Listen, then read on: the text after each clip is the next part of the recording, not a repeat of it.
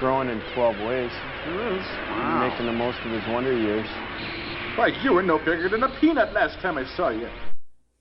So it was around July 30th of 2021 when my wife was officially diagnosed with stage 3 cancer. And it was a very, I gotta say, probably the most devastating news that I heard. Um, and she was in for surgery to hopefully get the cells removed and possibly do a round of chemo to clear off any cells. But unfortunately, the surgery to remove her ovaries and fallopian tubes wasn't successful because the cells spread so badly that any removal of those wouldn't have made a difference. So what I did was I jumped into the car and I drove a few minutes, about maybe 20 minutes to Target. There's a Target near me, much nearer, but I just went further out because I wanted to go to one of the bigger Target stores, and I ended up purchasing Playmates Jet Jaguar figure that night. I guess in a way to kind of soothe me, maybe give me some kind of hope, maybe therapy. Maybe Godzilla has always been a form of therapy for me. You know, the kaiju's and the Japanese fantasies, and watching giant monsters beat the crap out of each other, probably a form of therapy. But I remember when I got the Jet Jaguar figure, I remember saying to myself, well, I'll save my thoughts of it when I do the actual review. But I ran into a Facebook page, a group that I'm a part of, and there was a person who uploaded pictures of Playmates Godzilla figure. I think this is a Godzilla from the Netflix series. I think I don't know which one. I think it's the was it Godzilla? I don't know. I don't even know the name of the series. I actually didn't like the Netflix series. That's why I don't remember the name of it. I found it to be actually very boring. To me, it exemplified everything wrong with modern day anime, so I just didn't care for it. But the poster in question, he uploaded pictures of the Bandai as well as the Playmates, and let me just quickly show you. So he this is from the Playmates figure. You can see the detail in the dorsal fins, and the paint job is pretty smooth. But then you go into the Bandai. Shockingly, the Bandai paint job is not that well, very simplistic. Um, you can see even like in the mouth area, it's just it's just very simplistic. It's not as pronounced as the Playmates, and this led into a discussion about the quality of the Playmates versus the quality of the Bandai's, and the controversy in the Godzilla group community regarding the reputation of the Bandai's and how the more recent Playmates are actually outclassing them. Uh, and I showed these people the Gorosaurus video that I did, and it got a good reception.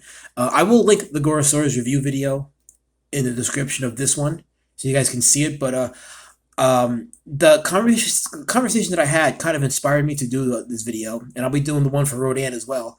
But I think it's time to discuss what many of us had presumed to be the case, and were pleasantly wrong about, which is being that Playmates has actually done a very superb line of Godzilla toys. And I remember when I first heard Playmates got the license after NECA lost theirs, how depressed I was because Playmates, yeah, they done a recently good job with some of their Ninja Turtles line, but they're not NECA quality. They're good, but not NECA quality. But as with the Gorosaurus review, I was pleasantly surprised at how well they did. So did they do the same with Jet Jaguar? Well, let's find out. So right here, you're looking at the Playmates Jet Jaguar figure, and I'm going to do the comparisons right now with the Bandai. This is the 1992 Bandai Jet Jaguar. And the one thing you got to notice off the bat is the Playmates Jet Jaguar has trouble standing up. You have to really work to get this guy to stand up. And this leads into the biggest issue I have with the Playmates figure here is the articulation is not good on this one at all. Like, you can move the arms up and down and the head sideways, but that's it. On the waist, you can move the waist sideways.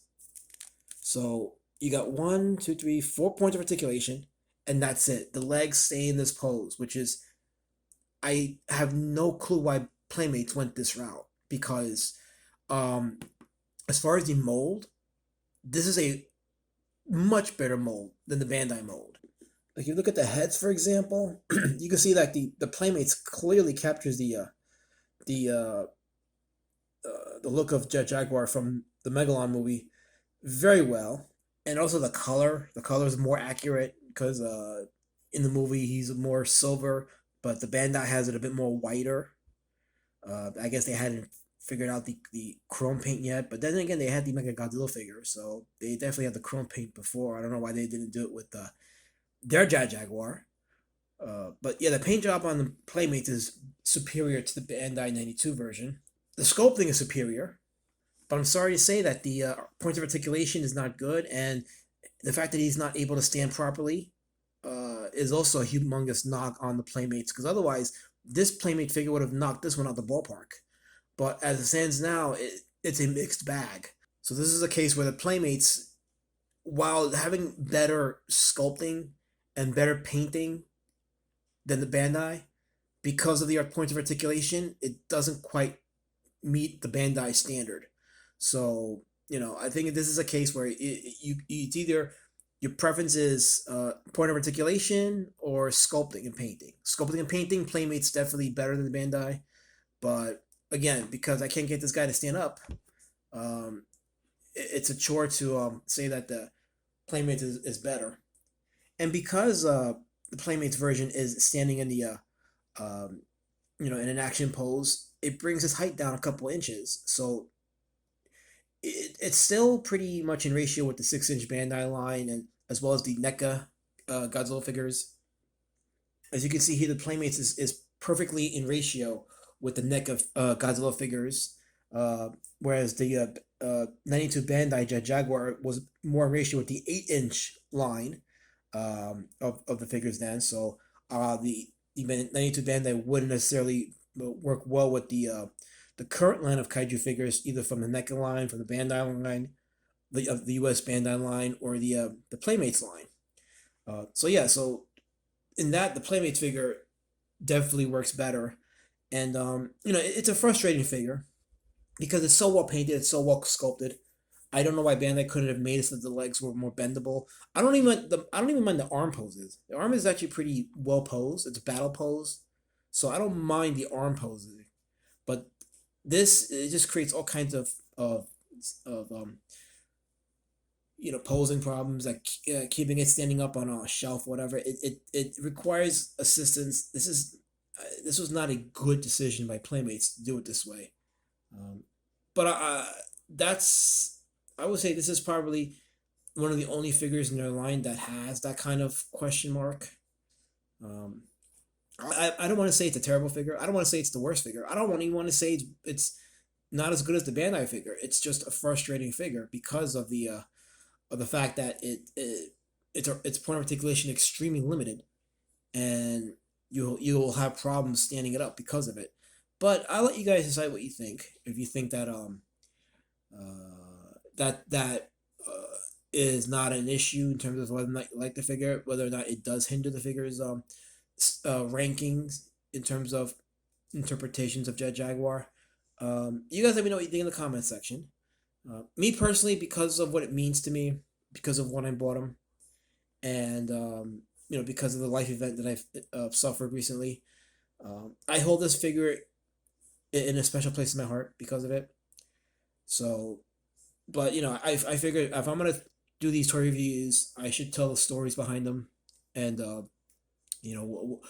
because people watch these videos because of the history behind the figures, of the history behind the action figures, the toys, the sculpts, the models, whatever the case is. So years from now, if you're watching this, you're probably going to want to know the history behind it. And who knows, I may not even have the figure by then. But then again, I've had this Jet Jaguar figure for decades. This figure is exactly 30 years old.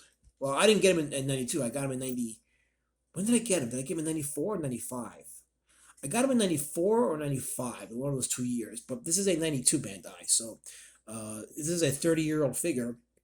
This guy is about a year old. He's over a year, because I bought them in July 2021. So this guy might be around for a long time. He might be around for a little longer, though depending on when it's my time to go.